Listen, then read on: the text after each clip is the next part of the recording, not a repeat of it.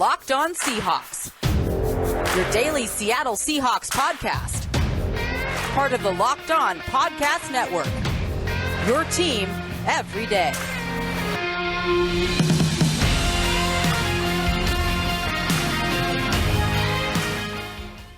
Greetings, 12. This is Corbin Smith, your host for Locked On Seahawks. Joining me for our Blue Friday episode, my co-host Nick Lee. We're less than 48 hours away from kickoff at Lumen Field. The Seahawks looking to end a 3-game losing streak with the Jaguars coming to town. As we always do on our Friday episode, Nick and I are going to be dishing out our picks to click on offense and defense. And we're going to play a little bit of a game today, some What's the Odds previewing Sunday's Week 8 matchup. Thanks for making Locked On Seahawks your first listen every day. We are free and available on all platforms. This episode of Locked On Seahawks is brought to you by McDonald's, proudly serving communities since 1965. McDonald's has always been more than just a place to get tasty, affordable food. It's an unofficial community center. A big thank you to our friends at McDonald's for always being there. I'm loving it. Now for your lead story here on Locked On Seahawks. For the second consecutive week, the Seahawks will be inducting a franchise legend into the Ring of Honor. Last week, we got to see Matt Hasselbeck, former star quarterback, become the 13th member of this exclusive group. Now the coach, who was on the sidelines during his time in Seattle, Mike Holmgren, will become the 14th member and will be inducted at halftime during Friday's game against the Jaguars. Nick, it's easy for a lot of fans these days that watch the Seahawks and follow the Seahawks. A lot of them are like you, and this is not picking on you. You're a newer Seahawks fan, and you've been rooting for the team really during this incarnation since Russell Wilson, Pete Carroll, Bobby Wagner came to town. And a lot of newer fans maybe don't know as much about the impact that Mike Holmgren had on this organization. But you have to remember that when he came to Seattle, they had not been to the playoffs in a decade. 1999, his first year, that was the first year in a decade, the only time in the 90s that they made the postseason. So he had an immediate impact. But the first 4 years were kind of rough. They had a couple losing seasons sprinkled in there. It was really difficult to build a consistent winner for a franchise that, quite frankly, was not used to winning at that point. And yet he was able to do it. They finally got over the hump. They had Matt Hasselbeck as their quarterback. They built around him. And before this past decade where we've seen the Seahawks consistently make the playoffs, the best era in franchise history undoubtedly was the mid-2000s, including a run to their first Super Bowl in 2005. Absolutely. Mike Holmgren has a special place in my heart, even before I became a Seahawks fan. As you mentioned, admittedly, I am a true 12 in the fact that I met my Pacific Northwest wife in 2011. Then we moved up here and got married not too long after that. So that's when I became truly invested in the team, and I got lucky there.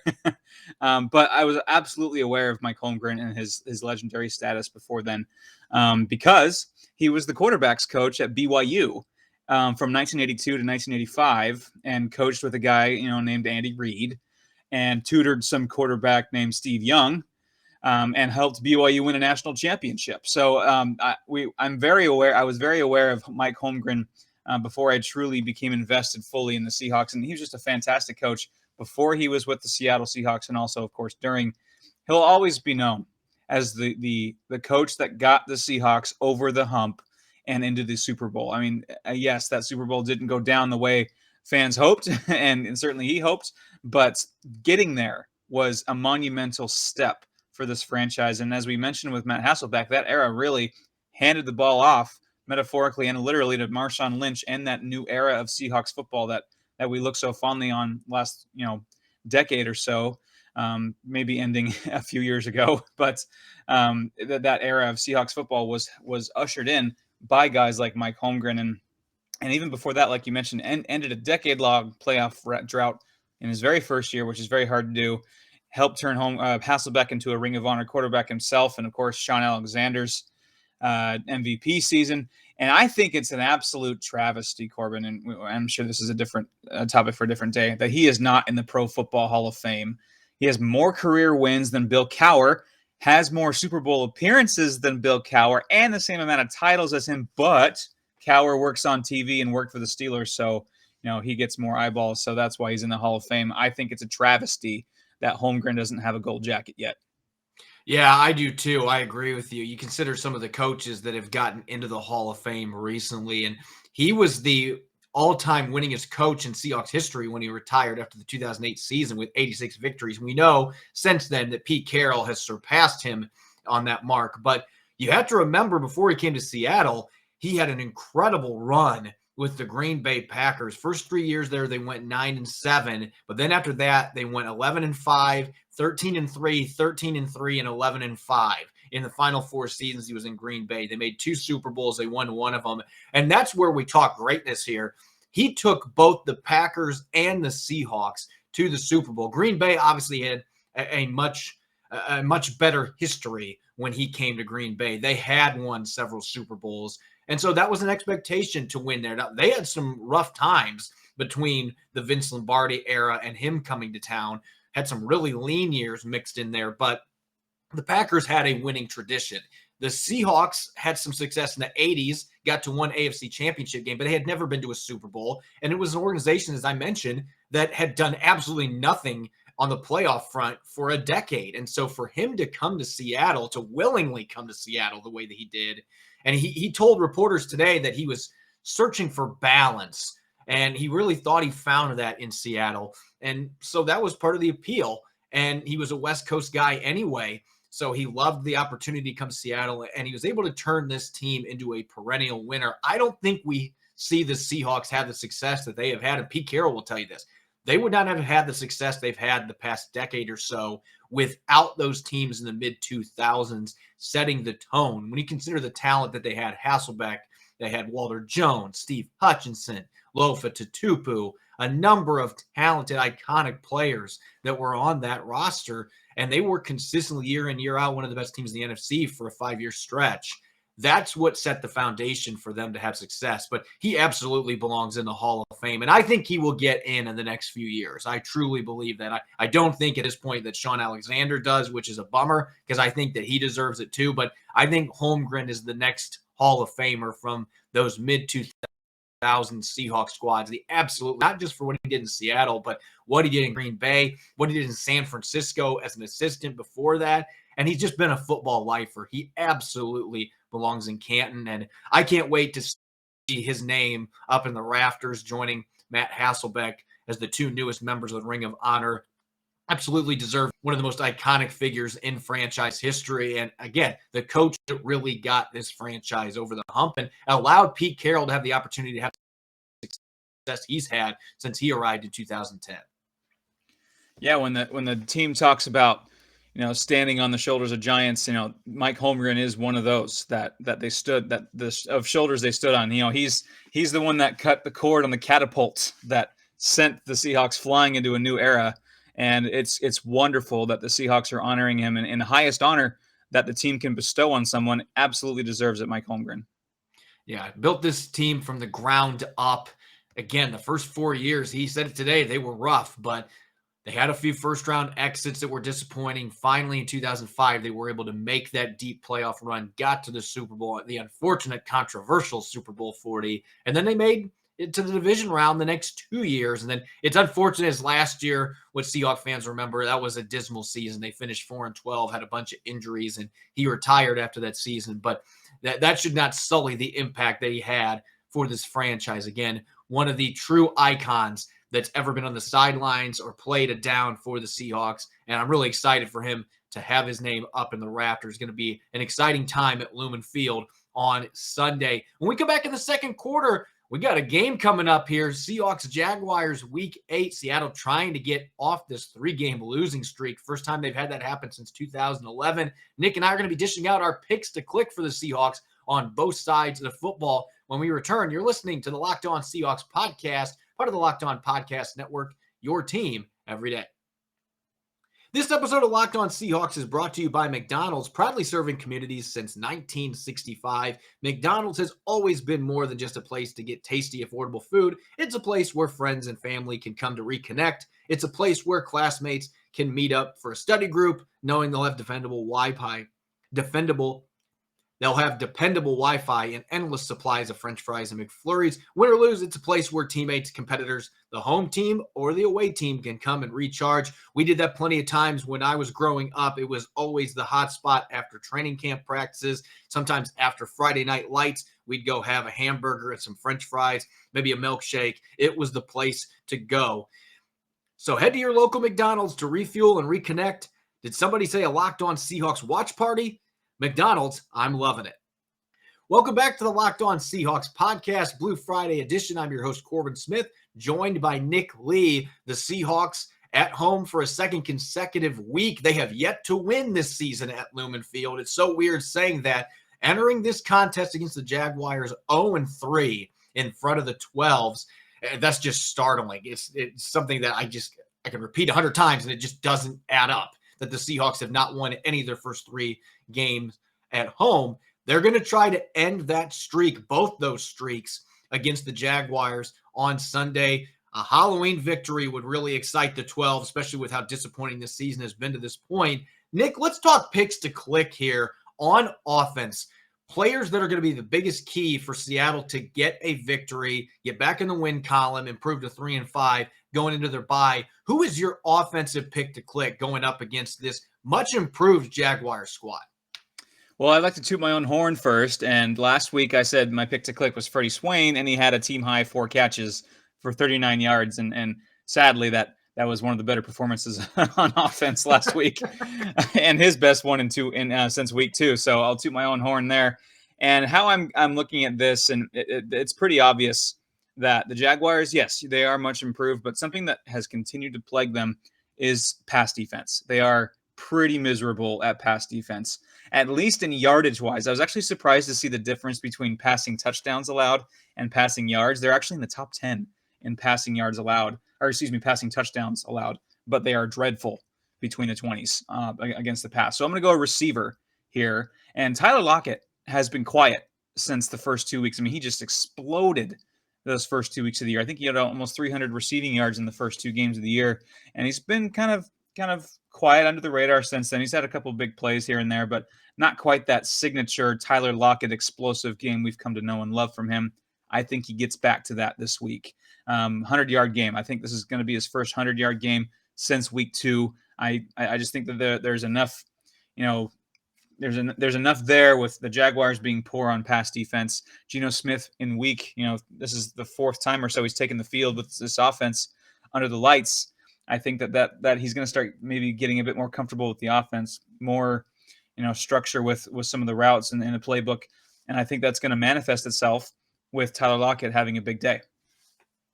Yeah, I thought about going with Lockett here, and I just, for whatever reason, I just don't see the chemistry there with Geno Smith at all. I can't say that about DK Metcalf, though. So I'm going to go with the obvious pick here, the one bright spot from last week's game with that 84-yard touchdown. And then we're not going to target him for 2.5 quarters. I'm still mystified by that. I think the Seahawks are going to come out, and that's going to be a big part of their game plan. And listen, Shaquille Griffin's had a great year for Jacksonville, former Seahawks starter, but I like that matchup now that I've thought about it a little bit. There, the familiarity might benefit Shaquille Griffin some. I could see that happening, but DK Metcalf is the athletic freak that Shaquille Griffin, even with his speed, if he gets beat, he's not going to be able to recover. And I just have a feeling that Metcalf is going to be in a bad mood after the way things played out last week. I think he comes out on a mission. I think Geno Smith is going to be coming out on a mission as well. He's frustrated with the mistakes that he's made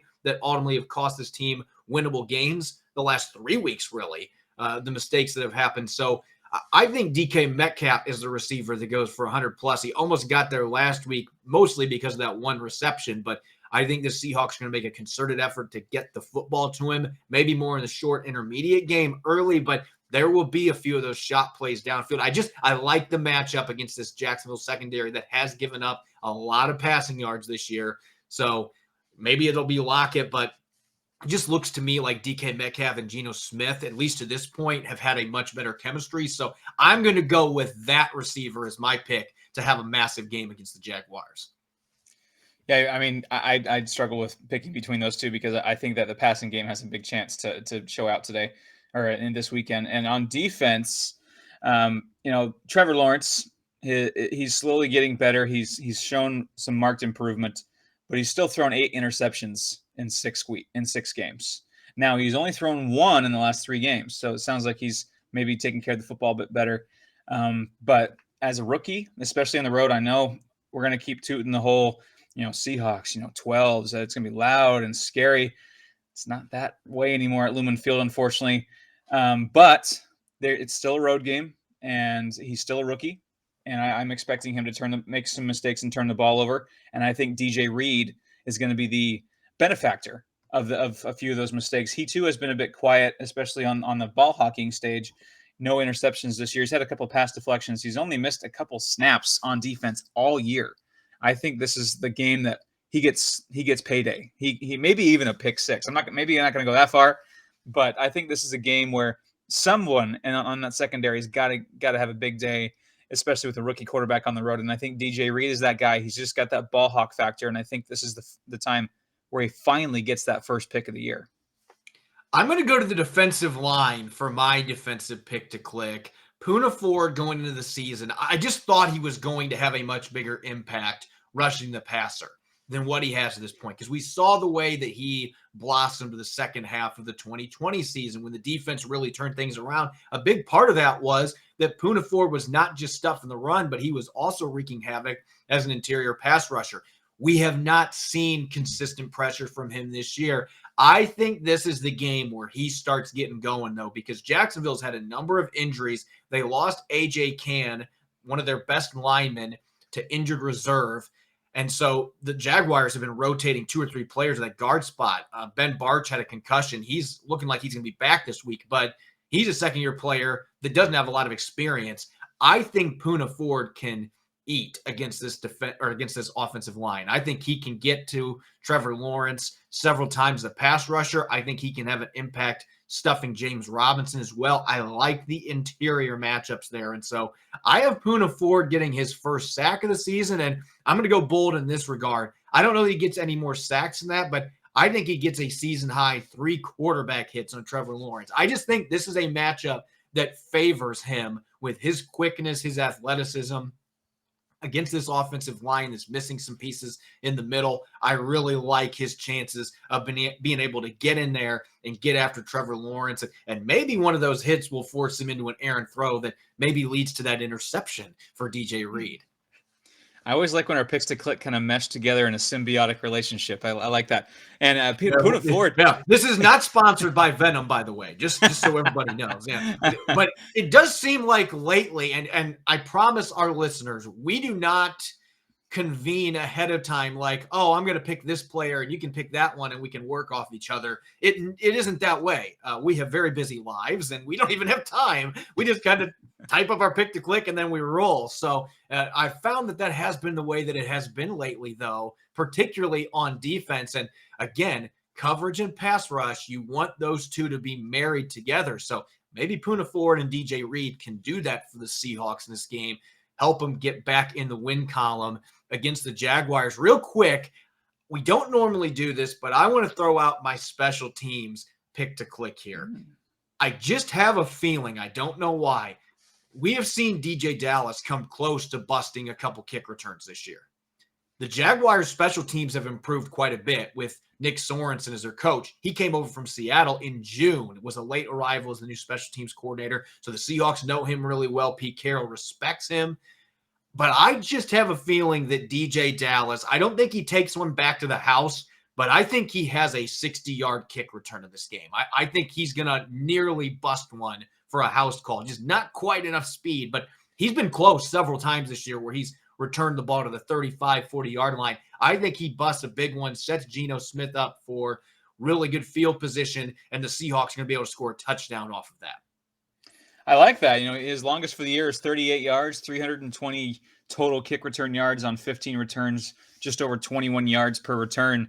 So, if it's another one of those games where you think the Seahawks are the better team, but it might take a play like that to ignite this team to, oh, yeah, we are the better team. Let's go win this game. I think a play like that, a big return to get the crowd going and get the offense a short field with Geno Smith could absolutely turn the tide of this game. When we come back in the third quarter, we're going to play a Blue Friday game. What's the odds? We're going to look at a bunch of different topics heading into this Week 8 game against the Jaguars, and we're going to dish out our thoughts on what the percentage chance is that that particular scenario will play out at Lumen Field. You won't want to miss it. You're listening to the Locked On Seahawks podcast, part of the Locked On Podcast Network, your team every day. Built Bar is the best tasting protein bar ever. If you haven't tried a Built Bar by now, you are missing out. They say it's a protein bar, but it definitely does not taste like one. You have to try one of these amazing bars for yourself to believe it. Most protein bars are chalky or waxy, but that's not the case with Built Bar. It's soft, covered in 100% real chocolate. You bite into it, you know you're eating something different. It truly tastes like you're eating a candy bar. Built Bars are low carb, low calorie, low fat, low sugar, and high in protein. All the healthy benefits on top of just being delicious. And there's tons of mouth-watering flavors: coconut, raspberry, mint brownie, my personal favorite, peanut butter brownie, double chocolate. This month, Built Bar is coming out with a new limited time flavor every 3 to 4 days. So check their website often. You don't want to miss out. Go to built.com, use the promo code LOCK15 and get 50% off your order. That's LOCK15 for 50% off at built.com. Welcome back to the Locked On Seahawks podcast, Blue Friday edition. This is your host, Corbin Smith. Happy to be joined by Nick Lee for today's show. As we love to do sometimes on our Blue Friday episode, we're going to play a game. It's time for What's the Odds, and how this is going to work. If you've never heard of this game before, I'm going to read off a scenario for Sunday's game. It can be on offense, defense, special teams. It could be coaching. There's a number of different categories that we have to go off of. I'm going to read off that scenario, and then Nick and I are going to tell you, the listener, what percentage chance that is actually going to take place on Sunday. So without further ado, let's start with Geno Smith here. Our first scenario: Geno Smith throws 2 touchdown passes against the Jaguars. Nick, what's the odds?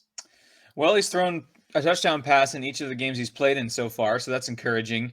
And like I mentioned, the Jags do have a terrible pass defense between the 20s, but they're actually top 10 in passing touchdowns allowed. I don't know if that's because teams can just run on them and score, or the teams haven't needed to pass for touchdowns against them, but whatever it may be, I'm going to go slightly better than 50-50. I'm going to go 55%.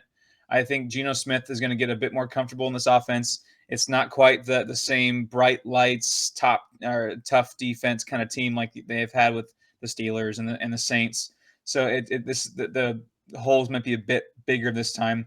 The Jaguars are 31st in passing yards allowed and pass rating allowed. I'm going to go 55%. There's a decent chance that he gets multiple touchdown passes. I'm going bold here, Nick. I'm going 90%. Woo! I think there's a really good chance that he gets 2 touchdown passes in this game for the reasons that you just mentioned. I know they haven't given up a lot of passing touchdowns. This is an improving team across the board, and they've got some talent in their secondary, but their pass rush has been underwhelming. I think Geno Smith's going to have a little more time to operate in the pocket this week. I think that's going to allow more opportunity for him to get the ball to DK Metcalf and Tyler Lockett. And I keep saying it week in, week out. This is one of the worst defenses in the NFL at defending tight ends.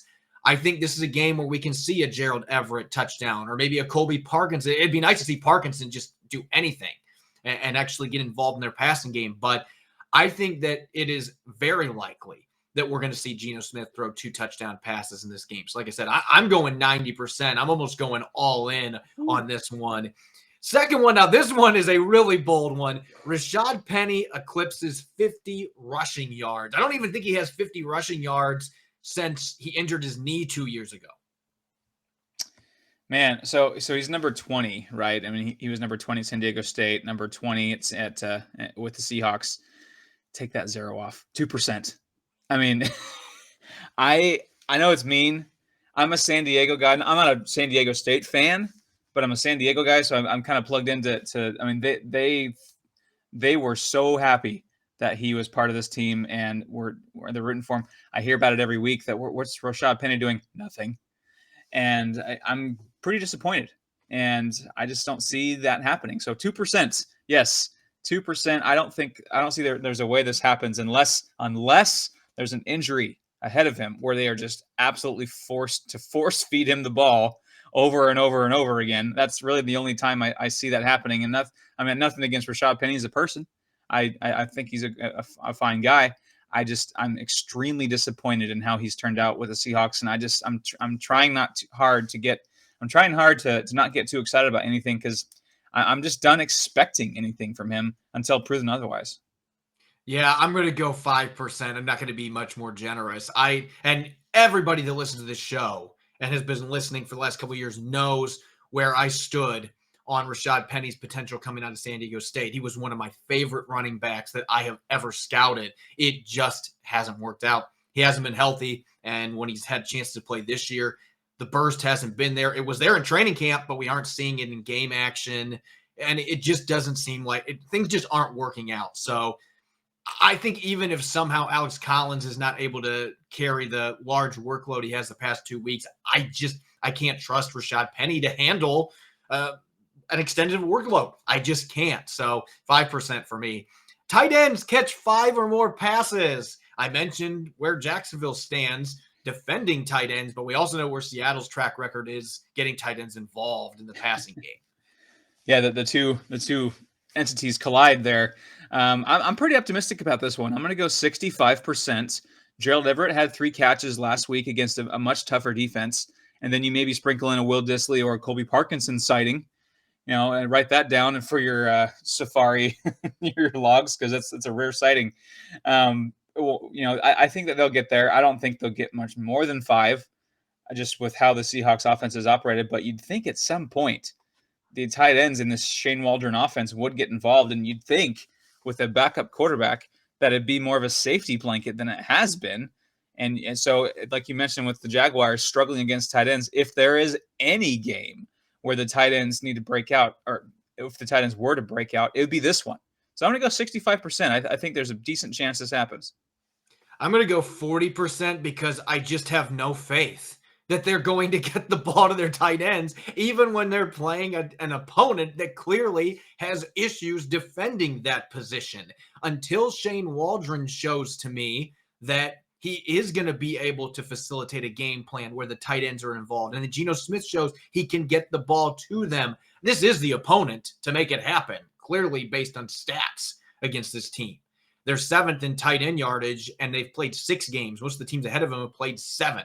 So they have been dismal covering tight ends. They've made everybody – this is what Tony Wiggins, the Locked On Jaguars, said. They've made every tight end look like Travis Kelce this season. So you'd think this would be the game that would happen.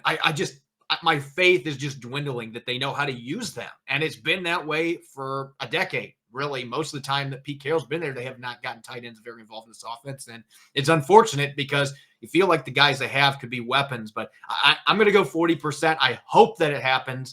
At this point, though, I'm not optimistic for whatever reason. The offensive line allows 2 or fewer sacks. Well, for this one, the Jaguars have been dreadful at getting to the quarterback. They're tied for last with 8 sacks in the entire NFL.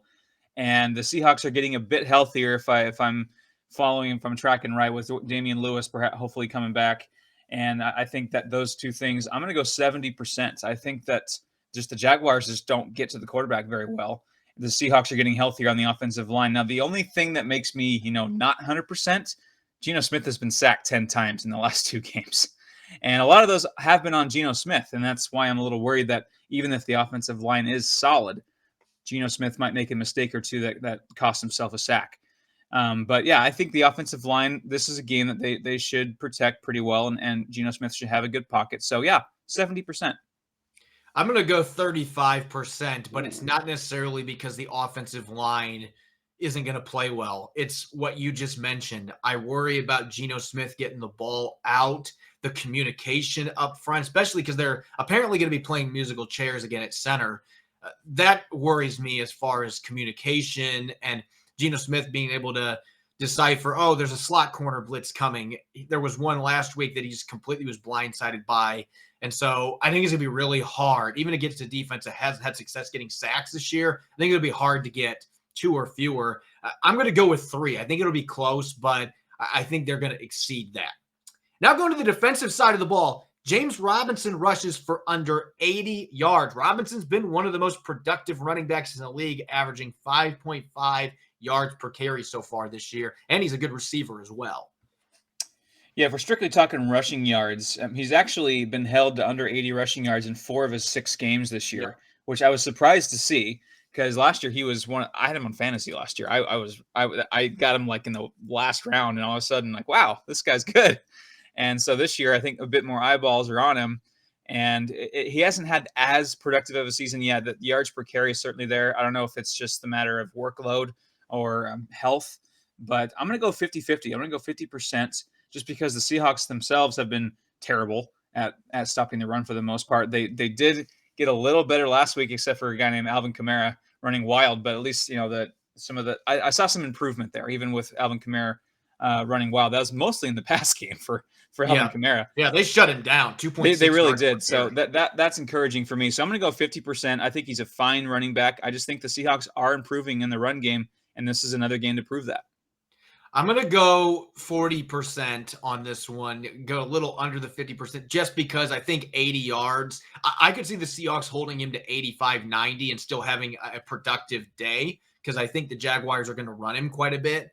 But yeah, it's going to be right in that threshold. So I'm going to go 40%. I think this is a run defense that is starting to come around. The linebackers have been playing a little bit better. They're getting a little better production setting the edge. So yeah, I think they got a chance, but I'm going to go 40% on this one. Jordan Brooks and Bobby Wagner combined for 23 tackles. We know they rack up tackles in bunches, but that would be 11.5 tackles on average for the two of them for this game. That's a lot of tackles for two players to make. And then sometimes Bobby Wagner just messes around and almost gets 23 tackles by himself, like with the Titans. Yeah, he had 20 tackles against Tennessee.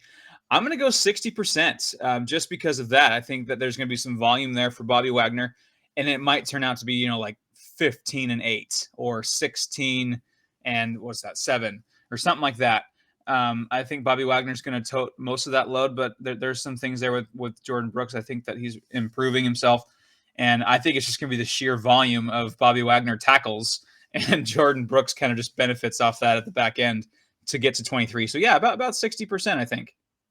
I'm going to go with 50-50 on this one just because the key to me is Jordan Brooks. And Bobby Wagner hasn't had quite as many tackles the last few games too, but maybe that means that he's due. I do expect a big dose of James Robinson out of the backfield. I think Jacksonville's going to try to run the ball. Trevor Lawrence will run the ball some as well. That's the most overlooked aspect of his game is in terms of strengths, a much better runner than what a lot of people realize. So I think there's going to be the opportunities there. But I think this is truly a 50-50 proposition. There will be chances for them to get to that mark, but that's still a lot of tackles to make in a football game between two players. The secondary produces 2 turnovers. I don't even know. I mean, they've had 2 interceptions this year, and they were both by Quandre Diggs, so that's through 7 games. But can they equal that in one game against a quarterback that has thrown 8 picks this year? Yeah, that's another thing that the two, the weaknesses collide. The Seahawks have not been great at getting takeaways, and the Jaguars have been very generous at giveaways. So, where does the very movable force and the very stoppable object collide there? I'm going to go with 35%, just because that's a lot. Asking 2 turnovers or two turnovers of one unit is a lot in any game, much less a game where the Seahawks have really struggled in that capacity. I think they get 1. I do think, like I mentioned, my pick to click DJ Reed. I think that we do get an interception there. Or you do mention it says turnovers. Maybe there's a punched out fumble there or something like that. A mistake is made, a strip sack on a blitz, perhaps. I guess Jamal Adams technically counts as secondary, doesn't he? Strip sack. Yeah. But I'm going to go 35%, so just because that's a lot to ask of a unit that has not been very turnover happy. They haven't been, and that's why I'm going with 65% because they are so due. And I'm not saying it's going to be 2 interceptions. Maybe it will be a fumble, and I would definitely count if Jamal Adams gets a strip sack on Trevor Lawrence. That is definitely a secondary produced turnover. So I think they get 2 in this game, and I don't know what the combination is going to be, but maybe they get 2 picks on Trevor Lawrence. Maybe they get a strip sack. Maybe they get a fumble on a receiver or running back after the catch. but I think they make 2 because, man, it feels like it's been like 80 years since they've done that. And I just think the secondary is due for a game where they're able to get several turnovers. So I'm going to go 65%, surprisingly, on that one. And our last one here, Jason Myers misses 1 PAT. Historically, I would say there's a decent chance here. Yeah, this kind of, you'd think, 5-6 years ago, you're doing what are the odds that someone misses a PAT? Like, what are you guys talking about? But now it's a real possibility. Now, yeah, it happens. And you know what? I'm going to go 50-50 on this. That's kind of how I feel with every PAT that Jason Myers kicks. It's a 50-50 coin flip. So I'm going to go 50%. I'm actually going to be somewhat optimistic. I'm going to go 25%. Or not, 75. Missing a PAT, I'm going to say there's a 25% chance that he misses one. He's historically been pretty bad in this regard. He just has these random misses or hits off that, he has the dink special, and he just likes doing that on PATs for whatever reason. He's done it more than any kicker in the NFL in history, I believe. So that is working in or against his favor in this regard. But I just think coming off a game, he missed 2 field goals. He's going to be extra sharp. So I always got to keep that 25% just because of his track record. But I'm optimistic he's not going to miss a PAT in this game. So going to go with 25%. Thanks for making Locked On Seahawks your first listen every day. Now make your second listen the Peacock and Williamson NFL show. Brian Peacock and former NFL scout Matt Williamson give you the expert NFL analysis in less than 30 minutes. It's free and available on all platforms. You can follow me on Twitter, Corbin Smith NFL. You can follow Nick at Nick Lee 51. Make sure to check out Locked On Seahawks on Apple Podcasts, Google Podcasts, Spotify, and the all-new Odyssey app. That's AUDACY. When we return on Monday, Rob Rang and I are going to be breaking down Sunday's game against the Jaguars. Hopefully, we will finally be covering a victory. It feels like it's been like a decade since the last time we had a post-win show here on Locked On Seahawks. Enjoy your weekend. Thanks for listening in. Go Hawks.